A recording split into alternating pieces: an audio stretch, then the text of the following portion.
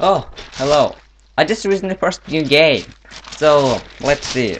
Wait, there's an ad included. What's this? If you ever get ads like this when you purchase something, this is what you do. Open it up, take out the card, throw the paper into the garbage, then take the card, and throw that into the garbage too.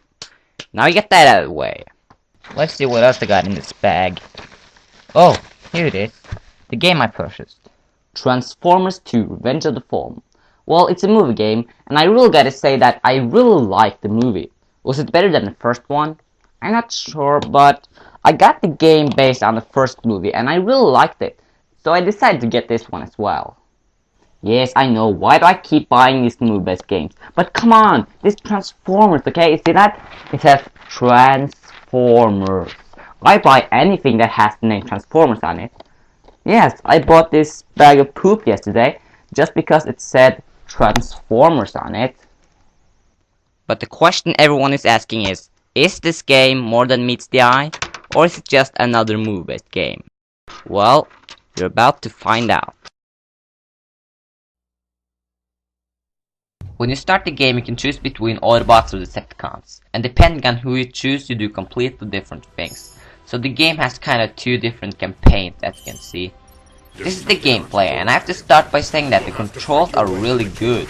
You don't use the buttons too much. You play most with the analog sticks and triggers. You move with the analog stick, and move the camera with the second analog stick. You hold the left trigger to go to weapon mode. As you can see, this aim appears. That's when you are in weapon mode. Then you use the right trigger to fire, and when you're done shooting, you release the left trigger to exit weapon mode. When you hold the right trigger without holding the left, you go to vehicle mode, and in the vehicle mode you use the left trigger to drift. And when you want to exit vehicle mode, aka transform into robot again, release the right trigger. So pretty much everything is being done with the right and left triggers. As well as that, you use A to jump and X to attack and so on.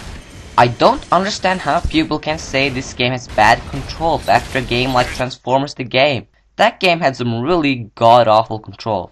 And that was one of the weak sides of that game. Wait, now I'm comparing the Wii version of the first game to the Xbox 360 sequel. Now the first game was developed by Traveler's Tales, and this game was developed by Luxoflux, but both of them are published by Activision. It also seems like Luxoflux to develop this game went in another focused direction than what Traveler's Tales did, since they focused on a very cinematic and big experience, while the developers of this game focused more on the actual gameplay and controls. The gameplay and moveset is just so fluid. You can do all these awesome advanced attacks and jumps. For example, every transformer that turns into a car or something else that doesn't fly can go to vehicle mode, then hold A and straight after that release the trigger to do an advanced long jump. And it works so well. If you played lots of classic games like Super Mario 64 and Donkey Kong 64, you know what I'm talking about. Pull the trigger, press A, then release the trigger. You can do the same thing just with the X button to perform an advanced attack, and once again it works real well. So yes, the combat is really good. Sadly there's no combo system, but the Y button activates the character's special ability. These abilities are kinda cool, like Bumblebee makes this big sound wave that stuns the enemies around you, and Blackout creates this turret that shoots everyone in sight.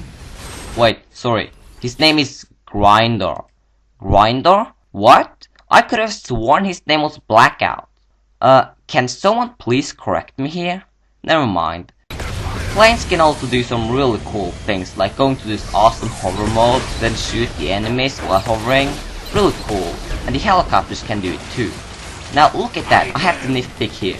Look, his rockets face horizontal and not vertical. How is he able to hover like that? Anyways, graphics. What can I say about them? Well, like I said, the game doesn't focus as much on that cinematic look. It's not like the whole screen shakes when you walk and stuff, but I really like the character and building model. In the first game, the buildings were mostly just flat cubes, but in this game, they really put some effort into decorating the walls. But one thing needs to be mentioned, you can't destroy buildings anymore, it just gets retextured. I don't really mind this so much, since in the first game, when you broke the buildings, the structure was still there, so you couldn't destroy the buildings completely. Well, back to Transformers 2. The game still does have a lot of destruction, like all these cars can be destroyed and about everything you run into breaks. One thing I find very disappointing is that you can't pick up any of the cars or anything. The vehicles act really weird sometimes. Like, look at this.